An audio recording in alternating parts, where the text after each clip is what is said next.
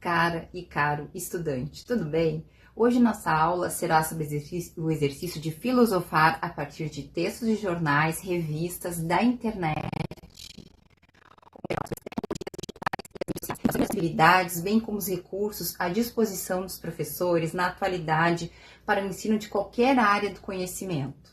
E esta condição se apresenta também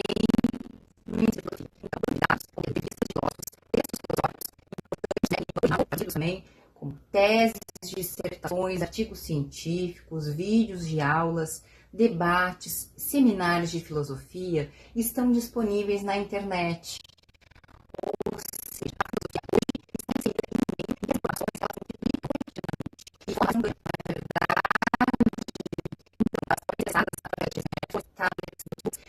e de outras plataformas, né, e tecnologias digitais. Bom,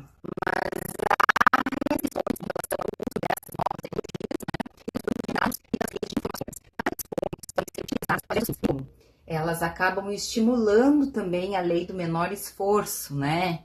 Infelizmente, promovendo o plágio de conteúdos ou mesmo a cópia literal de análises e interpretações de textos.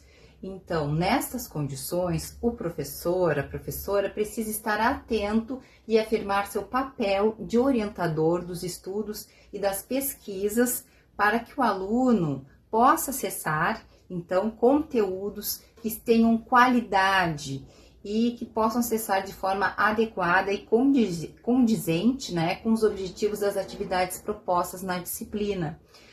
A postura do professor, de orientador dos estudos, diante então das possibilidades oferecidas pela internet, é crucial para a formação de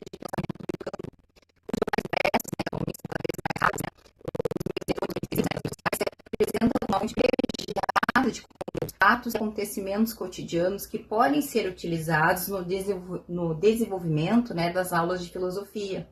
Então, cotidianamente, produzem-se, né, e veiculam-se informações nos mais variados campos da atividade humana, que é o que estou falando aqui na nossa aula, né? As mídias sociais, as tecnologias digitais, elas reúnem, então, numa mesma plataforma, imagens e textos, né? E no caso dos jornais televisivos, eles acrescentam um discurso falado, entre outras especificidades, né? Então, nessa perspectiva, jornais eles acabam promovendo a agilidade na circulação das informações, né? Sejam elas em âmbito local, nacional ou internacional. Aí aqui eu agrego as mídias sociais, Facebook, Instagram, Twitter, né? Então esse pode ser um aspecto relevante para que o professor de filosofia estimule nos alunos a cultura da pesquisa e, sobretudo, a capacidade de uma análise criteriosa dos contextos, né? Uma análise crítica dos contextos político, social, econômico e cultural, porque atualmente a gente tem muitas notícias que são falsas, né? E muitas informações também chegando até nós. Então, jornais, revistas, eles contribuem à leitura a partir da qual o professor de filosofia poderá trabalhar a capacidade de interpretação dos textos lidos e também demonstrar as diferenças entre os estilos de escrita jornalística, literária, científica e filosófica.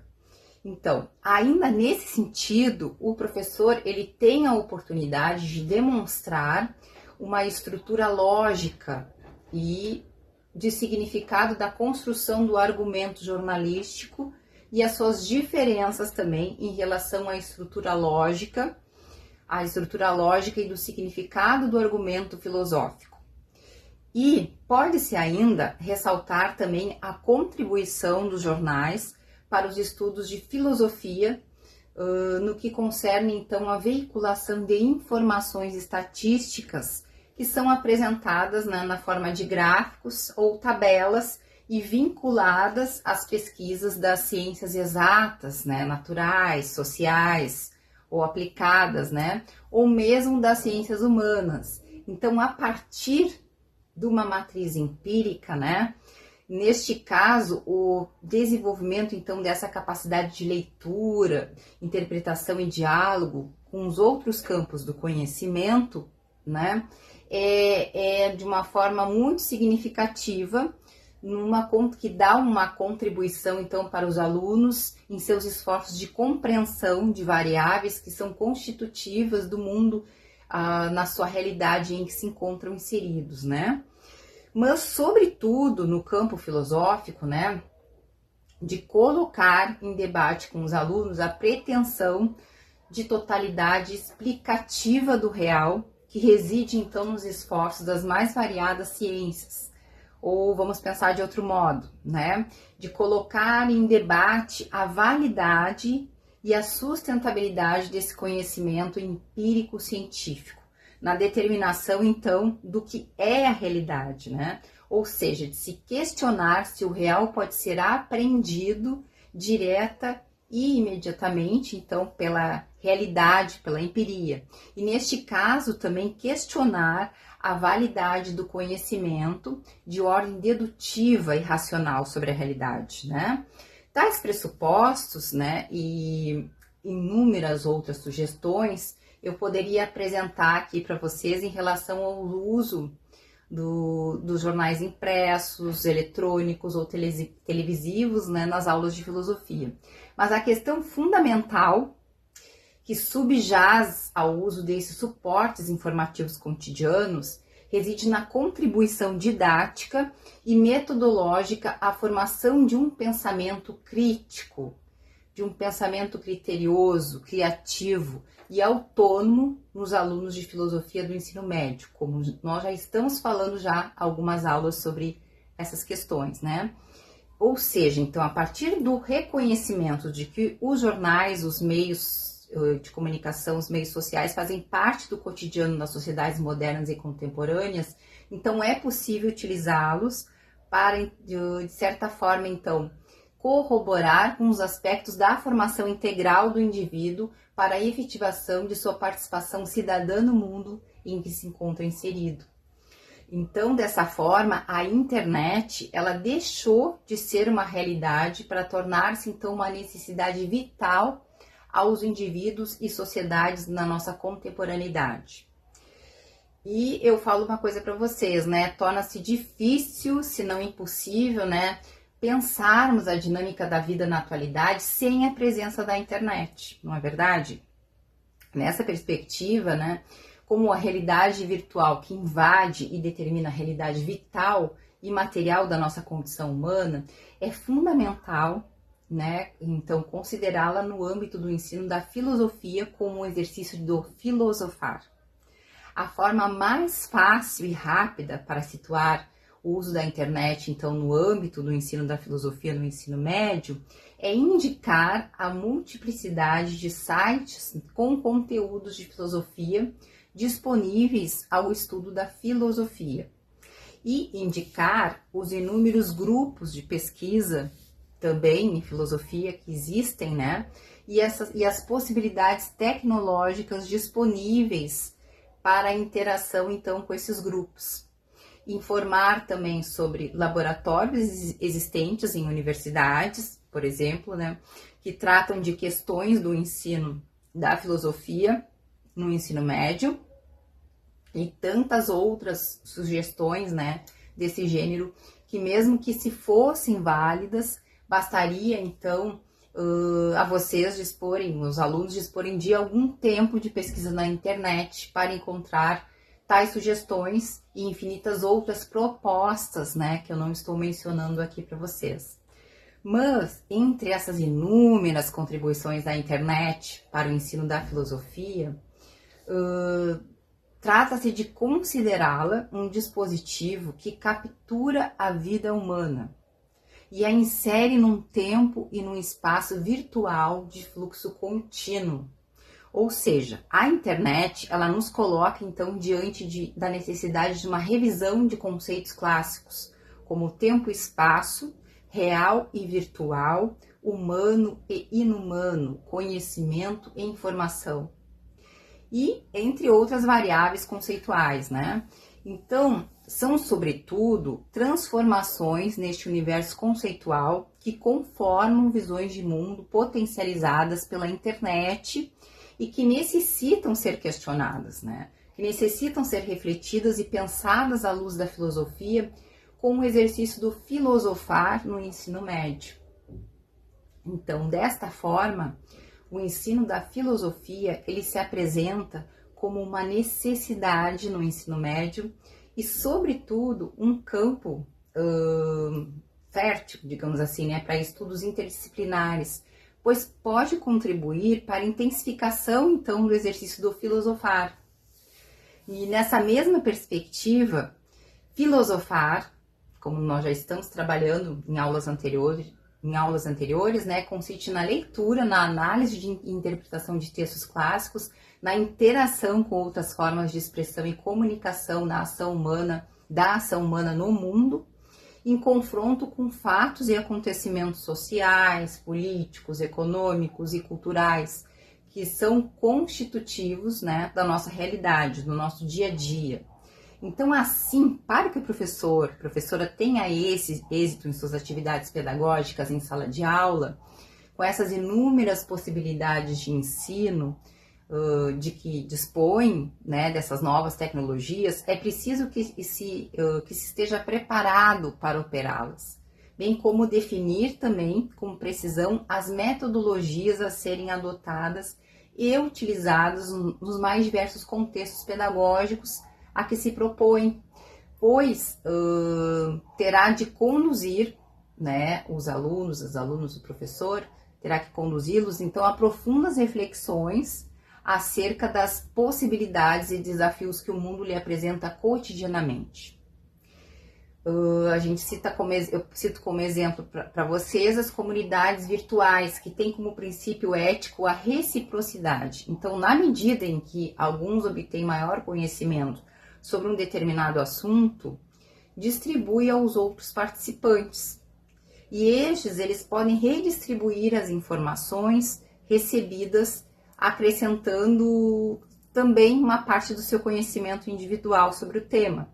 Então, dessa forma, nós podemos dizer que as redes sociais, os ambientes virtuais de aprendizagem, são verdadeiras plataformas, né, de comunidades virtuais.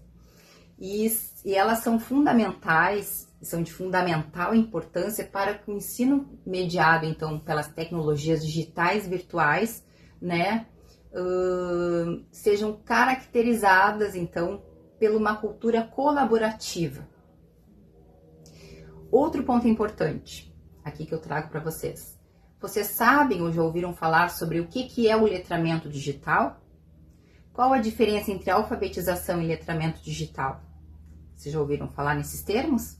Então, essas perguntas, elas são pertinentes para um melhor esclarecimento do que seja, então, a alfabetização digital e o letramento digital. Ambos são processos necessários, então, para os indivíduos participarem do mundo digital. E sim, né, de poderem se integrar numa sociedade em redes. O letramento digital, ele apresenta um sentido mais amplo de alfabetização digital. O letramento digital, ele integra uma leitura crítica das mídias digitais. Então, portanto, é nesse sentido que buscamos, né, problematizar, então, o ensino de filosofia e as suas relações com as tecnologias digitais. Muitas pessoas têm acesso à internet, mas muitas pessoas não sabem utilizá-la, né? É sobre isso que estamos falando aqui. Entendemos, então, que é preciso pensar esse ensino de filosofia mediado pelas tecnologias e as relações que se estabelecem, né, com o conhecimento filosófico nessas interfaces das mídias digitais, né, de uma forma que a utilização desses recursos tecnológicos, né, como o computador e a internet, como objetos de uma mediação pedagógica, eles requerem, então, certas ações bastante efetivas nesse processo de construção do conhecimento. Visto, né, vamos pensar o seguinte, que com essa nova forma de interação, o educando, ele está manipulando conceitos, e isso contribui enormemente para o seu desenvolvimento, né? Só não esquecendo que o professor, a professora de filosofia, precisa estar atento essas percepções dos alunos, né, que eles nos trazem em relação às contribuições dessas tecnologias, então, na aprendizagem filosófica e as suas consequências. Então, quanto à desumanização, por exemplo, dos sujeitos, que é um ponto importante, né? Porque o professor de filosofia, ele deve possibilitar ao aluno mediações para que ele possa refletir, né, com essas interfaces digitais que se relacionam com o cotidiano da vida e perceber como se constrói inteligências coletivas e como essas interferem, então, nas mais variadas funções, né, funções cognitivas humanas, né, como a memória, a imaginação, a percepção e o raciocínio. Então, tudo isso se torna possível quando as tecnologias digitais elas são utilizadas como auxiliares nos processos de ensino e aprendizagem, sem torná-las, então, apenas uma ferramenta que seja como um fim em si mesma, reduzindo a prática pedagógica a uma concepção instrumental de ensino. Como nós já falamos sobre isso em aulas anteriores, né? Então, o exercício do pensamento a partir do aprender a filosofar é uma das dimensões da cognição humana mais significativas, né? Vamos dizer assim, senão primordial, porque ela proporciona o conhecimento, né, a partir do esforço de interpretação do mundo, da existência, né, a partir do conjunto de conhecimentos, informações, técnicas e instrumentos, vamos dizer assim, que a inventividade humana produz e coloca em ação, produzindo então constantes transformações, né, em sua forma de conceber e de se situar no mundo. O professor, a professora de filosofia, não pode permanecer inerte diante, então, dessas diversas possibilidades, né, que o mundo tecnológico digital oferece para mediar o ensino, né, o ensino e a aprendizagem. Então, de fato, o professor, a professora é convidado a utilizar da maneira mais profícua possível os recursos tecnológicos digitais de que dispõe, no sentido, então, de mediar aos estudantes uma experiência filosófica. Dessa forma, nós compreendemos, então, que esse emprego dessas tecnologias digitais na disciplina de filosofia, no ensino médio, realmente pode contribuir para o diálogo com os alunos e facilitar a pesquisa de informações que são necessárias ao desenvolvimento, então, do conhecimento filosófico. Bem como também, né, valorizar as atividades interativas, né? Então, quando bem utilizados, né, ou de certa forma conscientemente acessados, essas tecnologias nos permitem realizar pesquisas, conhecer novos conceitos, né, viajar até pelo espaço virtual, como se diz, sem sair do ambiente escolar, como, por exemplo, conhecer museus, visitar bibliotecas, visitar lugares históricos que são importantes para a história da filosofia. Então, é preciso substituir os processos de ensino que priorizam a exposição e que levam, né, a um passivo do conteúdo mediante desempenhos que estimulem, então, os alunos à participação. A tecnologia digital, ela se traduz como uma carência que o mundo necessita suprir, a fim de tornar, então, o conhecimento mais rápido e mais agradavelmente transformado em uma prioridade para os alunos e alunas. E a tecnologia tornando mais efetivo, dessa forma, então, o ensino. Com isso, então, a escola, ela prepara o estudante adequadamente, né, para o papel a ser desempenhado na sociedade. O bom uso, então, dessas novas tecnologias no processo de ensinar e de aprender, por exemplo, em uma escola pública, pode ser um excelente espaço para a produção de saberes docentes que possam, então, propiciar uma formação e um desenvolvimento profissional.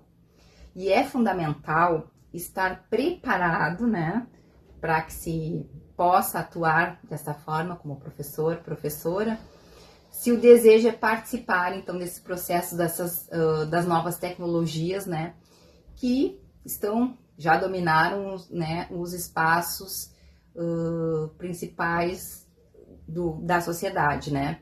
Então, como meio primordial nesse desenvolvimento, mais que outros setores, precisa-se, então, dessa inovação para enfrentar e a ela também se aliar, né. Por fim, é importante ressaltar que a inserção das novas tecnologias, de inovações e da cotidianidade, assim, das informações, não vai alterar o objetivo final da disciplina de filosofia no ensino médio.